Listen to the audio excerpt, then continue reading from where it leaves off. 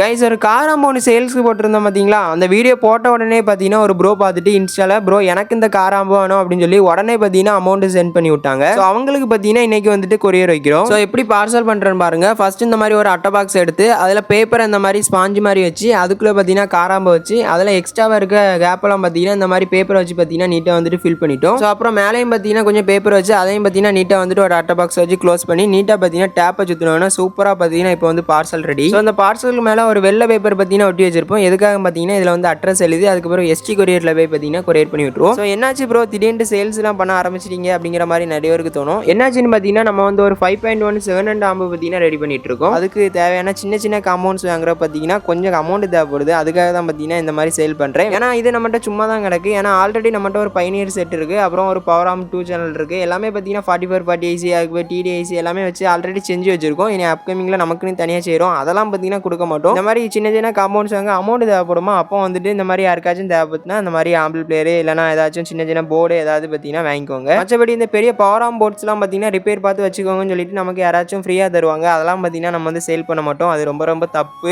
இது எனக்கு தேவைப்படக்கூடிய பொருள் உங்கள்கிட்ட இருக்குது, உங்களுக்கு தேவைப்படக்கூடிய பொருள் என்கிட்ட இருக்குது அப்படின்னா அது வந்து எக்ஸ்சேஞ்ச் போட்டுக்கலாம். அதை பற்றி எந்த ஒரு பிரச்சனையும் இல்லை. ஸோ மற்றபடி யாரும் தப்பாக நினச்சிக்கிட்டாங்க இவன் ஃப்ரீயாக போர்டெலாம் வாங்கிட்டு சரி பண்ணி விற்கிறான் அப்படின்னு யாரும் நினச்சிடாங்க. ஒரு சின்ன சின்ன போர்டெலாம் வேணும்னா எக்ஸ்சேஞ்ச் போட்டுக்கலாம். நீங்கள் ஏதாச்சும் பொருள் தர மாதிரி நான் அது எக்ஸ்சேஞ்ச் போடுற மாதிரி அந்த மாதிரி பார்த்தீங்கன்னா பண்ணிக்கலாம். மற்றபடி பைசாய்க்கு பார்த்தீங்கன்னா நான் தரமாட்டேன். ஸோ இதை உங்கள்கிட்ட சொல்லணும்னு நினச்சேன், அதுக்காக தான் சொன்னேன். நெக்ஸ்ட் ஒரு இன்ட்ரெஸ்டான வீடியோவில் சந்திக்கலாம். Bye guys.